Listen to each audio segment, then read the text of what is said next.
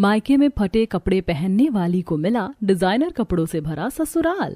प्रभा सतीश की पुरानी कपड़ों की दुकान में पुराने कपड़ों के ढेर से छांटकर एक फटी साड़ी, फटा ट्राउजर और फटे हुए सलवार सूट अलग करती है। भाई साहब, मैं आपकी रेगुलर कस्टमर हूँ, इसीलिए आप इन चारों कपड़ों का सही दाम लगाना। बहन जी, मैंने आपको कभी ज्यादा दाम बताया है जो अब बताऊंगा? इन चारों का सिर्फ 250 रुपए हुआ बहन जी। अभी मेरे पास सिर्फ 200 रुपए ही हैं, 50 रुपए मैं बाद में दे जाऊंगी। ठीक है बहन जी, लेकिन आज आप इतने सारे कपड़े एक साथ खरीद रही हैं, इसकी कोई खास वजह? कल मेरी बेटी का जन्मदिन है और मैं उसे अच्छा सा तोहफा देना चाहती हूँ। अगर ऐसी बात है तो फिर उसके लिए कोई अच्छी सी नई ड्रेस खरीद दीजिए। मैं अपनी बेटी को जन्मदिन पर नए कपड़े ही देना चाहती हूँ, लेकिन मुझ गरीब के पास इतने पैसे नहीं हैं भाई साहब। अच्छा ठीक है, अब मैं चलती हूँ, बाद में आऊंगी। एक थैली में पुराने खरीदे हुए कपड़े लेकर प्रभा वहां से अपने घर आती है। प्रभा का घर कच्ची मिट्टी का बना एक बड़ा सा कमरा है, जिसके एक कोने में सिलाई मशीन रखी है और दूसरे कोने में छोटा सा पलंग और तीसरे कोने में मिट्टी का चूल्हा रखा हुआ है, जहां दोनों वक्त का खाना बनता है। घर में अपनी बेटी को न पाकर प्रभा ना जाने घर सूना छोड़कर कियारा कहाँ चली जाती है।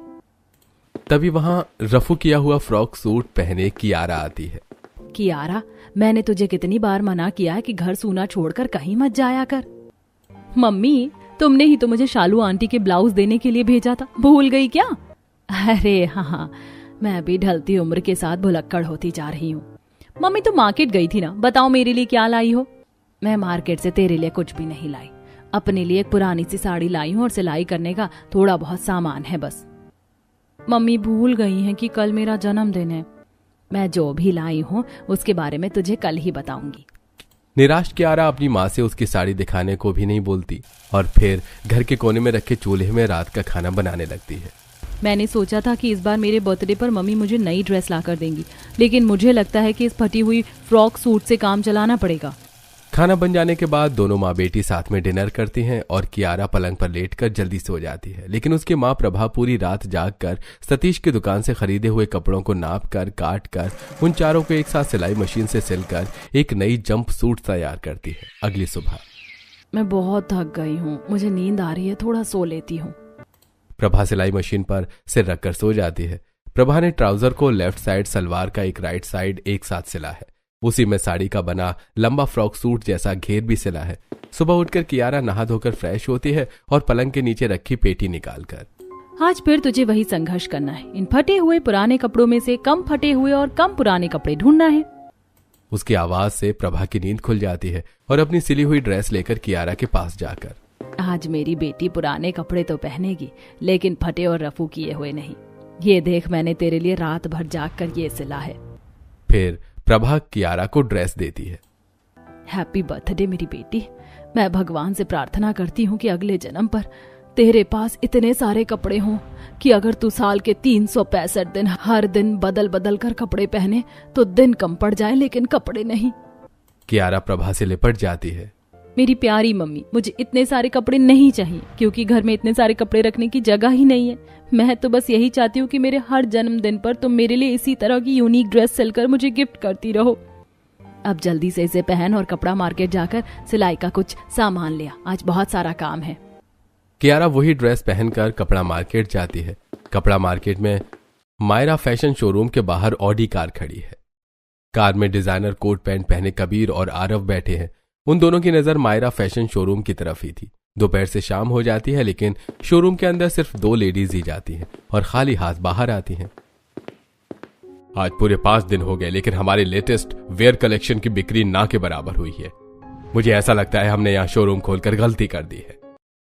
ऐसी बात नहीं है डैड, आई थिंक हमारा कलेक्शन आउटडेटेड और ऑर्डिनरी हो गया है। तुम क्या कहना चाहते हो, खुलकर बताओ।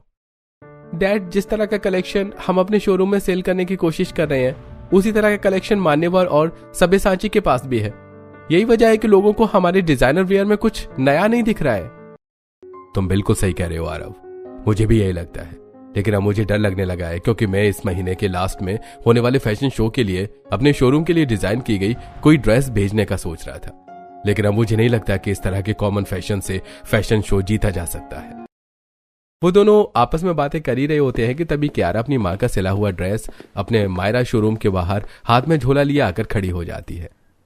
कितने अजीब कपड़े हैं, इतने छोटे छोटे कपड़े कौन पहनता है? मैं तो कभी ना पहनूं इस तरह के कपड़े। भला ये भी कोई कपड़े हैं? आरव कियारा को देखकर, आप इतनी जल्दी निराश मत होइए डैड, अभी फैशन शो के लिए बहुत वक्त है। अगर हमें फैशन शो जीतना है तो आउट ऑफ द बॉक्स जाकर सोचना होगा। आउट ऑफ द बॉक्स मतलब? कियारा की तरफ इशारा करके, वो देखो डैड, उस लड़की ने कितना अतरंगी ड्रेस पहना है, मैंने ऐसी ड्रेस आज तक नहीं देखी। न जाने ये ड्रेस किस फैशन डिजाइनर ने सिली है, ये तो वही लड़की बता सकती है। कियारा मायरा शोरूम के सामने से जाने लगती है। जल्दी से उसके पास चलकर उससे बात करते हैं डैड। वो दोनों कार से उतरकर कियारा के पीछे जाने लगते हैं। कियारा उन दोनों को अपने पीछे आता हुआ देख लेती है और तेज कदम बढ़ाकर अपने घर पहुंचकर सिलाई कर रही अपनी मां से, मम्मी, 2 लोग मेरा पीछा करते हुए मार्केट से घर तक आ गए हैं, वो बाहर ही खड़े हैं। चल मेरे साथ, बता तो कौन तेरा पीछा कर रहा है, मैं भी तो देखूं किसकी हिम्मत हो गई जो मेरी बेटी का पीछा करे। गुस्से में जैसे ही प्रभा घर से बाहर निकलती है तो देखती है कि चेहरों में मुस्कान लिए घर के बाहर आरव और कबीर खड़े हैं। मैंने आप दोनों की बातें सुनी और ये सच है कि मैं और मेरा बेटा आपका बेटी का पीछा कर रहे थे, लेकिन हमारे इंटेंशंस गलत नहीं थे। मैं हूं इंडिया के टॉप फैशन डिजाइनर में से एक कबीर, और मेरे साथ है मेरी लेगेसी को आगे ले जाने वाला मेरा बेटा आरव। अपना और अपने बेटे का इंट्रोडक्शन करवाने के बाद कबीर प्रभा से कियारा की ड्रेस और फैशन डिजाइनिंग कंपटीशन के बारे में बताते हैं। अच्छा, तो इसलिए आप मेरी बेटी का पीछा कर रहे थे? तो फिर बताइए मैं आपकी क्या मदद कर सकती हूँ? अगर आपकी परमिशन हो तो मैं आपकी डिजाइन की हुई ड्रेस को डिजाइन को इस्तेमाल करना चाहता हूँ। जब कबीर और प्रभा आपस में बातें कर रहे थे तब कियारा और आरव एक दूसरे को देखकर मुस्कुरा रहे थे। अगर मेरे ऐसा करने से आपका भला होता है तो भला मुझे क्या एतराज होगा? कबीर अपने फोन में कियारा की ड्रेस के फोटोज क्लिक करते हैं। आपका बहुत बहुत धन्यवाद, मैं आपका यह एहसान जिंदगी भर नहीं भूलूंगा। अब मुझे इजाजत दीजिए। इतना बोलकर कबीर और आरव वहां से अपने घर चले जाते हैं। कबीर का घर नहीं बल्कि 4 फ्लोर का एक आलीशान बंगला है, जिसका 4th फ्लोर सिर्फ फैशन डिजाइनिंग के लिए ही बनाया गया है। वहां सिर्फ डमी फैब्रिक, कपड़े काटने और सिलने में इस्तेमाल होने वाले टूल्स, सिलाई मशीन्स जैसे सामान ही रखे हुए थे, और उसका नाम ही फैशन ब्लॉक है। हॉल पहुंचकर कबीर, मायरा, ईशान और प्रिया सब अपने अपने काम छोड़कर हॉल में आओ। प्रिया डिजाइनर साड़ी, ईशान ब्लेजर और मायरा डिजाइनर गाउन पहने हॉल में आते हैं। क्या बात है डैड, आपने हमें इतनी अर्जेंसी में क्यों बुलाया? हाँ डैड, हमारे पास अभी बिल्कुल भी वक्त नहीं है। हम सभी फैशन शो के लिए वार्डरोब डिजाइन कर रहे हैं। तुम तीनों जो कुछ भी कर रहे हो उसे बंद करो और ये देखो, इसे इंस्पायरिंग कुछ डिजाइन करो। कबीर उन तीनों को अपने फोन में कियारा की ड्रेस के क्लिक किए हुए फोटोज दिखाता है। पापा जी, ये ड्रेस तो मैं बता नहीं सकती कि कैसी है, बट इसे देखकर मुझे लग रहा है कि अब आपको शो स्टॉपर होने से कोई नहीं रोक सकता। चलो हम सब मिलकर इसी से इंस्पायर्ड कुछ यूनिक सा डिजाइन क्रिएट करते हैं। कबीर की बात मानकर उसके साथ वो तीनों भी डिजाइनिंग ब्लॉक में जाकर एक एक डमी में कियारा जैसी ड्रेस बनाने लगते हैं। इधर ये चारों कुछ नया क्रिएट करने की कोशिश में कपड़े इस तरह वेस्ट कर रहे हैं जैसे वो कपड़े नहीं बल्कि पेपर हो, और उधर कियारा अपनी मां प्रभा के साथ सतीश की दुकान में वही पुराने कपड़ों के ढेर में से अपने लिए कपड़े सिलेक्ट कर रही है। पिछले कुछ दिनों से सिलाई का काम अच्छा चल रहा है, अब मैं अपने लिए और कियारा के लिए भी अच्छे कपड़े लूंगी। अब ऐसे ही 1 महीना बीत जाता है। अपने घर के गार्डन में डिजाइनर साड़ी पहने शाम के समय पर कुर्सी पर बैठी रिधिमा चाय पी रही है। तभी वहां डिजाइनर गाउन पहने प्रिया और मायरा, डिजाइनर ब्लेजर पहने कबीर, ईशान और आरव आते हैं। कबीर के हाथ में ट्रॉफी है। उस लड़की की ड्रेस से इंस्पायर्ड ड्रेस की बदौलत हम फैशन शो के टॉपर रहे हैं रिधिमा। तब तो फिर आपकी जीत का क्रेडिट उसे भी मिलना चाहिए। क्रेडिट तो उसे जरूर मिलेगा, लेकिन मैं उसके लिए कुछ और भी सोच रहा हूँ। मुझे भी बताओ जो भी सोच रहे हो। मैं सोच रहा हूँ कि हम फैशन इंडस्ट्री से जुड़े हुए हैं और फैशनेबल कपड़े पहनते हैं, लेकिन वो गरीब लड़की, उसकी माँ और उसकी माँ का फैशन सेंस हमसे बेटर है, और उस लड़की का भी। तो क्यों ना हम उसे अपने घर की बहू बना लें। अगर आप यही चाहते हैं तो पहले आरव से तो पूछ लो वो क्या चाहता है, उसके बाद आगे की बात करेंगे। मॉम डैड तो मेरे मन की बात कह रहे हैं। तभी आरव, रिधिमा और कबीर हंसने लगते हैं। कबीर, रिधिमा और आरव उसी समय प्रभा के घर के लिए निकलते हैं। प्रभा उस समय पुरानी साड़ी पहने अपने घर में सिलाई कर रही थी और कियारा पुराना सूट पहने खाना बना रही थी। वो तीनों उसके घर पहुंचते हैं। आप वही है ना जो पिछले महीने मेरे घर आए थे? हाँ जी, हम दोनों वही हैं, और ये है मेरी वाइफ रिधिमा। इस समय आप तीनों मेरे घर में? कुछ बात है क्या? बहन जी, आप ज्यादा सोचिए मत। आपकी बदौलत ही मेरे हस्बैंड अपना ड्रीम पूरा कर पाए हैं। वो आपको भी जीत का क्रेडिट देना चाहते हैं, इसीलिए वो यहाँ आए हैं। कैसा क्रेडिट? मैं कुछ समझी नहीं। कंपटीशन जीतने पर मुझे कुछ रुपए भी मिले थे, उनमें से कुछ रुपए मैं आपको भी देना चाहता हूँ। इतना बोलकर कबीर प्रभा को नोटों से भरा बैग देते हैं और प्रभा से कियारा और अपने बेटे के रिश्ते की बात भी करते हैं। मैंने तो कभी सपने में भी नहीं सोचा था कि मेरी बेटी का रिश्ता इतने बड़े घर में होगा। आपने जो रुपए मुझे दिए हैं उन्हीं से मैं अपनी बेटी की शादी धूमधाम से करूंगी। इसका मतलब आप इस रिश्ते के लिए मान गई हैं? मेरी बेटी का रिश्ता इतने बड़े घर से आया और मैं मना कर दूं? ऐसा कभी हो ही नहीं सकता। आप तो जल्दी से बारात लाइए और मेरी बेटी को विदा करके अपने घर ले जाइए। अब निकाले हुए मुहूर्त पर कियारा और आरव की धूमधाम से शादी होती है। अपने मायके से विदा होकर कियारा ससुराल आती है। डिजाइनर लहंगा और डिजाइनर इंडो वेस्टर्न सूट पहने कियारा और आरव हॉल में खड़े हुए हैं। वहीं उनके पास ही डिजाइनर लहंगा पहने प्रिया, डिजाइनर साड़ी पहने रिधिमा और डिजाइनर गाउन पहने मायरा खड़ी है। कबीर और ईशान भी ब्लेजर पहने हुए हैं। बहू, इस घर के रीति रिवाज कुछ अलग है। अभी तुम बहुत थकी होगी, उनके बारे में मैं तुम्हें बाद में बताऊंगी। अभी रूम में जाकर आराम कर लो। आरव कियारा को लेकर अपने रूम में जाता है। अगली सुबह कियारा अपनी माँ की दी हुई लाल साड़ी पहनकर किचन में जाती है, जहां राज ब्लैक कोट पैंट पहने और नव्या स्कर्ट एंड ब्लेजर पहने पहले खाना बना रहे थे। उन दोनों को देखकर कियारा, इस घर के नौकर भी सूट बूट में रहते हैं और एक मैं थी जिसे नए कपड़े भी बड़ी मुश्किल से नसीब होते थे। तभी वहां डिजाइनर साड़ी पहने रिधिमा आती है। अच्छा हुआ बहू तुम यहीं मिल गई। अब जल्दी से ससुराल की पहली रसोई की रस्म पूरी कर दो। खीर बनकर तैयार है, तुम्हें सिर्फ सबको सर्व करना है। जी मम्मी जी। रिधिमा कियारा को अपने साथ डाइनिंग हॉल में लेकर जाती है, जहां पहले से ही शर्ट पैंट पहने आरव, कबीर और ईशान बैठे हुए हैं। गाउन पहने मायरा और डिजाइनर साड़ी पहने प्रिया उसी का इंतजार कर रहे थे। कियारा उन सभी को खीर सर्व करती है। बहू, मैं जानती हूँ सुबह तुम किचन में काम करने के लिए गई थी, लेकिन तुम्हें घर के काम करने की जरूरत नहीं है क्योंकि उसके लिए नौकर है। तुम बस इस बात का ध्यान रखो कि कोई भी हमारे घर की रेपुटेशन पर उंगली ना उठा सके। जी मम्मी जी। बहू, हम सभी फैशन डिजाइनर्स हैं, इसलिए स्टेटस मेंटेन रखना बहुत जरूरी है। धीरे धीरे तुम सब समझ जाओगी। सुबह का नाश्ता करने के बाद कियारा अपने रूम में जाकर अपनी माँ की दी हुई साड़ियां बैग से निकालकर अलमीरा में सजाती है। अलमीरा में कपड़े रखते रखते दोपहर हो जाती है। कियारा वहीं सुबह वाली साड़ी पहने डाइनिंग हॉल में जाकर देखती है कि उसके पति, ससुर और जेठ जी ने कोट पैंट पहना हुआ है और उसकी सास ने साड़ी पहनी है। जिठानी और नंद ने गाउन पहना है। ये क्या बहू, तुमने अभी भी सुबह वाली साड़ी ही पहनी हुई है? क्या हुआ पापा जी, साड़ी में कुछ लगा है क्या? अरे नहीं बहू, तुमने सुबह वाली साड़ी ही पहनी हुई है ना, इसलिए मैंने पूछा। तुमने दोपहर के लंच के लिए कपड़े नहीं बदले? पापा जी, मायके में तो मैं एक ही जोड़ी कपड़े 2-2 दिन तक पहनती थी, लेकिन बहू यहाँ सभी लोग अलग अलग काम के लिए अलग अलग कपड़े पहनते हैं। सुबह ब्रेकफास्ट के लिए अलग, लंच के लिए अलग, डिनर के लिए अलग और सोने के लिए अलग। काम के लिए तो अलग ड्रेस है ही, तो अब से तुम भी अपनी आदत बदल लो। यहाँ कपड़ों की कमी थोड़ी है। हमारे घर के नौकरों को भी देखो देवरानी जी, सुबह उनकी ड्रेस अलग थी और अभी अलग है। रात में भी इनकी ड्रेस अलग होगी। जी मैं आप सबकी बात समझ गई, अब से मैं ध्यान रखूंगी। बहू, शाम को तुम्हारी मुंह दिखाई की रस्म है। हमारे रिलेटिव्स, मेंबर्स और कुछ खास मेहमान आ रहे हैं। सबकी नजरें तुम पर ही होंगी, खासकर तुम्हारे वार्डरोब पर। मैं तुम्हारे रूम में गाउन्स, लहंगास और साड़ियां भिजवा दूंगी। तुम्हें जो पसंद आए वो पहन लेना, और हाँ, सभी ड्रेसेस के साथ उनकी मैचिंग ज्वेलरी भी रहेगी। खाना खाकर कियारा अपने रूम में जाती है। शाम के वक्त बाथरूम से कियारा बाथ गाउन पहने निकलती है।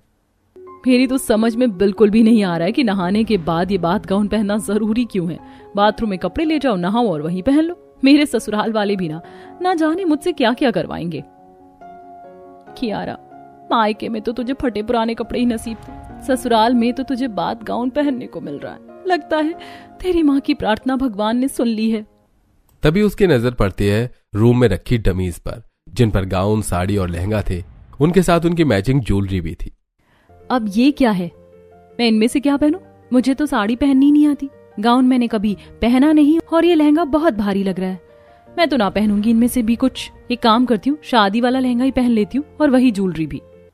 शादी वाला लहंगा पहनकर कियारा हॉल में जाती है, जहां पहले से ही डिजाइनर साड़ी पहने रिधिमा, डिजाइनर लहंगा पहने प्रिया और गाउन पहने मायरा उसका इंतजार कर रहे थे। उनके साथ रिधिमा की पड़ोसन शालिनी और कबीर के खास क्लाइंट मिस्टर ललित भी थे। कियारा के पास जाकर शालिनी रिधिमा से, तुम्हारी बहू का लहंगा कुछ खास जम नहीं रहा। मुझे तो ऐसा लग रहा है उसने जैसे शादी वाला लहंगा ही पहना। तुम्हारी बहू का फैशन सेंस आउटडेटेड है। बहू के रूम में मैंने इतनी सारी ड्रेस भिजवाई थी, फिर भी ये शादी वाला लहंगा पहनकर यहाँ चली आई। ये कहीं हमारी नाक ना कटवा दे। अब मुझे ही कुछ करना पड़ेगा। रिद्धिमा, तुम क्या सोच रही हो? मेरी बहू ने शादी वाला लहंगा ही पहना हुआ है शालिनी। ये उसके मायके की रस्म है कि जिस लहंगे में वो विदा होगी वही लहंगा पहनकर मुंह दिखाई की रस्म भी करेगी। अच्छा, तो ये बात है, मैं तो कुछ और ही समझ रही थी। कियारा को रिंग देते हुए शालिनी, ये लो बहू, मुंह दिखाई का गिफ्ट। तभी वहां मिस्टर ललित के साथ कबीर आते हैं। So mister Lalit, meet my daughter in law Kiara. ये क्या मिस्टर कबीर, मुंह दिखाई की रस्म में आपकी डॉटर इन लॉ ने ब्राइडल लहंगा पहना हुआ है। मेरी डॉटर इन लॉ कुछ ज्यादा ही फैशनेबल है। वो हर वक्त कुछ नया ट्राई करती है। मुंह दिखाई की रस्म में सभी लड़कियां गाउन, साड़ी या सिंपल सा लहंगा ही पहनती हैं। मेरी डॉटर इन लॉ ने कुछ नया और डिफरेंट ट्राई किया है, ब्राइडल लहंगा पहनकर। हाँ, तो ये बात है। मुझे आपकी डॉटर इन लॉ का फैशन सेंस बहुत अच्छा लगा। मुझे अपने वार्डरोब में इस नए फैशन को भी शामिल करना होगा। मैं अभी अपने डिजाइनर से बात करता हूं, आप उन्हें अपनी सारी रिक्वायरमेंट बता दीजिएगा। ललित कियारा को रिस्ट वॉच देते हैं। मेरी तरफ से तुम्हारे लिए छोटा सा गिफ्ट। बच गए, बहू ने तो मरवा ही दिया था। कबीर ललित को लेकर वहां से चला जाता है। तभी कियारा के पास मायरा और प्रिया आती हैं। हाथ में ट्रे लिए व्हाइट कोट पैंट और स्कर्ट एंड ब्लेजर पहने राज और नव्या उनके सामने से निकलते हैं। मेरी प्यारी भाभी जी, आपने ये क्या पहना हुआ है? क्या हुआ ननद जी, इसमें क्या खराबी है? भला एक बार पहनने के बाद आप दोबारा ये लहंगा पहनने का सोच भी कैसे सकती हो देवरानी जी, जबकि आपके पास इतने सारे ऑप्शंस थे। वैसे कपड़े मैंने कभी नहीं पहने, तो मैं समझ नहीं पाई कि क्या करूं, इसीलिए मैं यही शादी वाला लहंगा पहनकर ही चली आई। कियारा की बात सुनकर हंसते हुए शालिनी, तुम तो बड़ी बड़ी बातें करती थी रिद्धिमा फैशन के बारे में, लेकिन अब क्या हुआ, तुम्हारी बहू को तो जीरो फैशन सेंस है। हंसती हुई शालिनी वहां से चली जाती है। मुंह दिखाई की रस्म में आए सभी गेस्ट और मेंबर्स रिद्धिमा और कियारा का मजाक उड़ाते हैं, जिस वजह से रिद्धिमा को कियारा पर बहुत गुस्सा आता है, लेकिन वो उस वक्त उसे कुछ नहीं बोलती। मुंह दिखाई की रस्म पूरी होने के बाद थकी हुई कियारा अपने रूम में जाकर लहंगा पहने ही बेड पर लेट जाती है। तभी वहां कोट पैंट पहने आरव आता है। ये क्या कियारा, तुमने चेंज नहीं किया? जल्दी से इसे चेंज करो और नाइट गाउन पहन लो। मैं अभी बहुत थकी हुई हूँ जी, मुझ में कुछ भी काम करने की बिल्कुल भी हिम्मत नहीं है। बहाने मत बनाओ और जल्दी से चेंज करो। वैसे भी आज तुम्हारी वजह से सभी घर वालों को शर्मिंदा होना पड़ा है। मैंने ऐसा क्या कर दिया जी? तुमने कुछ नहीं किया, हमारी ही गलती है। इतना बोलकर आरव अलमीरा खोलकर खुद के लिए और कियारा के लिए नाइट गाउन निकालता है और बाथरूम जाकर नाइट ड्रेस पहनकर आता है। जाओ, अब तुम भी बदल लो। इतना बोलकर आरव बेड पर सो जाता है। कियारा समझ नहीं पाती कि आखिर उसकी गलती क्या है, जो आरव उससे इस तरह बेरुखी से बात कर रहा है। उसकी बातों से दुखी कियारा भी बाथरूम जाकर नाइट गाउन पहनकर आती है और बेड पर सो जाती है। अगली सुबह हमेशा की तरह ही घर के सभी जेंट्स स्टाइलिश शर्ट पैंट पहनकर और सभी लेडीज रिद्धिमा डिजाइनर साड़ी, मायरा और प्रिया गाउन पहने नाश्ता कर रहे थे। तभी वहां गुलाबी साड़ी पहने कियारा आती है और उन सभी के साथ नाश्ता करने लगती है। तभी आरव का फोन बजता है। आरव कॉल रिसीव करता है। मैं बस 1 घंटे में आपसे ऑफिस में मिलता हूं, please try to understand. Hello hello hello hello. किसका फोन था आरव, और तुम इतना घबरा क्यों रहे हो? मिस्टर ललित का कॉल था, उन्होंने अर्जेंटली मुझे आपको और डैड को ऑफिस बुलाया है। आरव, कबीर और ईशान उठकर वहां से अपने अपने कमरे में जाते हैं। कुछ देर बाद वो तीनों कोट पैंट पहनकर हॉल में आते हैं, जहां पहले से ही सभी लेडीज उनका इंतजार कर रही थी। जब इतना अर्जेंट था तो फिर कपड़े बदलने की क्या जरूरत थी? सब पहले से ही रेडी थे। कपड़े बदलने में ही आप सबको आधा घंटा लग गया। अभी कुछ भी बताने का वक्त नहीं है। इतना बोलकर वो तीनों वहां से चले जाते हैं। बहू, तुम जब से इस घर में आई हो तब से मैं तुम्हें समझाने की कोशिश कर रही हूँ कि कपड़े हमारे लिए फैशन सिंबल हैं, सिर्फ शरीर ढकने की कोई वस्तु नहीं। हम जो भी पहनते हैं उससे लोगों को हमारा स्टेटस पता चलता है। इतने सालों से सोसाइटी में हमारा स्टेटस सबसे फैशनेबल और स्टाइलिश फैमिली का था, लेकिन कल रात में तुम्हारी वजह से सब हम पर हंस रहे थे, हमारा मजाक उड़ा रहे थे। वो शालिनी फैशन सेंस में जिसका हमसे कोई मुकाबला नहीं, वो तक मेरा मजाक उड़ा रही थी। रिद्धिमा की बातों से कियारा की आंखों में आंसू आ जाते हैं। रोती हुई कियारा, मम्मी जी, मैंने अपनी पूरी जिंदगी कपड़े सिर्फ शरीर ढकने के लिए ही पहने। मैंने ये नहीं देखा कि कपड़े फटे हैं या पुराने, क्योंकि वो कपड़े मेरा तन ढकने का जरिया और मेरी जरूरत थे। मुझे नहीं पता था कि कपड़े किसी का स्टेटस सिंबल हो सकते हैं। मैं तो अब तक सिर्फ यही जानती थी कि कपड़े तन ढक कर इज्जत बचाते हैं। तभी वहां कोट पैंट और स्कर्ट ब्लेजर पहने नव्या और राज आते हैं। बहू ये देखो, ये हमारे घर के नौकर हैं। ये तक एक बार जो कपड़े पहन लेते हैं दोबारा नहीं पहनते, और तुम। इतना बोलकर रिधिमा गुस्से में अपने कमरे में चली जाती है। रिधिमा की बातें सुनकर कियारा की आंखों में आंसू थे। देवरानी जी, मम्मी जी की बातों का बुरा मत मानो, वो दिल की बहुत अच्छी है। तुम्हारे पहनावे की वजह से रात में गेस्ट और मेंबर्स ने उन्हें बहुत कुछ कहा, इसलिए उन्हें बुरा लगा और कुछ नहीं। गुस्सा शांत होते ही वो फिर से नॉर्मल हो जाएंगी। लेकिन मैंने गलती तो कर दी ना, उनका दिल दुखाया। भाभी जी, गलती सिर्फ आपकी ही नहीं, शायद हमारी भी है, जो हम सब आपको इस फैमिली के फैशन सेंस के बारे में अच्छे से समझा नहीं पाए। लेकिन अब मैं आपको पूरी तरह इस फैमिली के रंग में ढाल दूंगी। वो कैसे? भाभी जी, आप बस देखती जाओ मैं क्या करती हूँ। मैं भी अपनी देवरानी जी की हेल्प करूंगी, ताकि अब से इन्हें अपनी सासू माँ की डांट ना सुननी पड़े। उसी दिन मायरा और प्रिया कियारा को अपने साथ लेकर कपड़ा मार्केट जाती हैं। वो तीनों मायरा फैशन शोरूम के बाहर खड़ी थी। इसी जगह से मेरी प्यारी भाभी जी का फैशन सेंस पूरी तरह बदल जाएगा। तभी पास ही खड़ा गुब्बारे बेच रहा बबलू का 8 साल का बेटा एक हाथ में गुब्बारे लिए आता है और दूसरे हाथ से मायरा का गाउन पकड़ लेता है। मायरा उसे धक्का दे देती है और वो जमीन पर गिरकर रोने लगता है। ये क्या ननद जी, आपने इस छोटे से बच्चे को धक्का क्यों मारा? देखो ना भाभी जी, इसने गंदे हाथ लगाकर मेरा इतना महंगा गाउन खराब कर दिया। मैं तो सारा मूड ऑफ हो गया। मन तो कर रहा है कि तो चाटे लगाऊं इसे। तभी वहां फटा कुर्ता पायजामा पहने भागकर घबराया हुआ बबलू आता है, हाथ जोड़कर। अरे मेरा बेटा नादान है, उसे माफ कर दीजिए मैम साहब, उसकी तरफ से मैं आपसे माफी मांगता हूँ। तेरे माफी मांगने से क्या मेरा गाउन साफ हो जाएगा? चल अब जल्दी से मुझे मेरे गाउन के पैसे दे, नुकसान की भरपाई कर। पूरे 25,000 का है। इतने पैसे तो मैं 6 महीने काम करके भी नहीं बचा पाऊंगा। भला मुझ गरीब के पास इस वक्त 25,000 रुपए कहाँ से आएंगे? वो सब मैं कुछ नहीं जानती, मेरा नुकसान हुआ है तो उसकी भरपाई कर। कुछ देर तक चुपचाप खड़ी कियारा मायरा की बातें सुनती रहती है और फिर बोलती है। नन्ना जी, अगर महंगे कपड़े पहनने से गरीब की मजबूरी दिखाई नहीं देती तो मैं ऐसे ही ठीक हूँ। मुझे फैशनेबल नहीं बनना। ये आप क्या कह रही हैं भाभी जी? मैं बिल्कुल ठीक कह रही हूँ। अगर आपका गाउन 25,000 का ना होकर 2,500 या 500 का होता तो क्या तब भी आप इस गरीब से इस तरह बात करती? तब आपको इसकी मजबूरी दिखाई देती। लेकिन अभी आपको इसकी मजबूरी नहीं बल्कि अपने गाउन की कीमत दिख रही है। इसके बेटे ने मेरा इतना बड़ा नुकसान कर दिया और आप मुझे ही गलत ठहरा रही हैं। उनका बेटा नादान है लेकिन आप तो समझदार हैं। मैं आपको गलत नहीं ठहरा रही हूँ। जरा उसकी हालत देखिए, वो फटे हुए कपड़े पहने हैं और आप उससे अपने गाउन की कीमत बता रही हो। मायरा ध्यान से बबलू को देखती है और फिर रुआंसा होकर। मैं आपकी बात समझ गई भाभी जी। आज आपने कपड़ों को लेकर मेरा नजरिया बदल दिया। जो कपड़े मेरे लिए स्टेटस और फैशन सिंबल हैं, वो सिर्फ तन ढकने का जरिया ही है। अपनी गलती का एहसास होने के बाद मायरा बबलू से माफी मांगकर अपनी दोनों भाभियों के साथ मायरा फैशन शोरूम के अंदर जाती है। कुछ देर बाद वो तीनों दोनों हाथों में 2-2 बैग लिए बाहर निकलती हैं। भाभी जी, मैं तो आपकी बात अच्छे से समझ गई, लेकिन अब आपको भी समझना होगा कि हम जैसे अमीरों के लिए कपड़े कितना जरूरी होते हैं। उसके बाद वो तीनों घर जाती हैं। अपनी नंद और जेठानी के समझाने पर धीरे धीरे मायरा उन्हीं की तरह हो जाती है। मायरा सुबह नाश्ते पर साड़ी पहनती तो दोपहर के लंच में गाउन और रात के डिनर में 1 पीस, और कहीं अगर घूमने जाना होता तो वो तुरंत चेंज करती। इस तरह धीरे धीरे मायके में फटे कपड़े पहनने वाली मायरा ससुराल में डिजाइनर कपड़े पहनने लगी। एक दिन कियारा साड़ी पहने बैग लेकर घर से बाहर जा रही थी, तभी साड़ी पहने रिधिमा की नजर उस पर पड़ती है। बहू, ये बैग लेकर तुम कहाँ जा रही हो और इसके अंदर क्या है? उस समय कियारा गार्डन में ही थी। रिधिमा की बात सुनकर वो वहीं रुक जाती है। रिधिमा उसके पास जाती है। मम्मी जी वो। बहू, तुम घबरा क्यों रही हो? उन दोनों की बातें सुनकर घर के सभी लोग और नौकर भी वहां आ जाते हैं। मम्मी जी, इस बैग में मेरे पहने हुए कपड़े हैं। तुम ये कपड़े लेकर कहाँ जा रही हो? मम्मी जी, यहाँ सब डिजाइनर कपड़े पहनते हैं और एक बार पहनने के बाद शायद ही दोबारा कोई वो कपड़े पहनता हो, और आपने मुझे भी वैसा ही करने को कहा। आपको खुश करने के लिए मैं भी आप लोगों की तरह हो गई, लेकिन इस पहने हुए कपड़ों को फेंक तो नहीं सकती ना।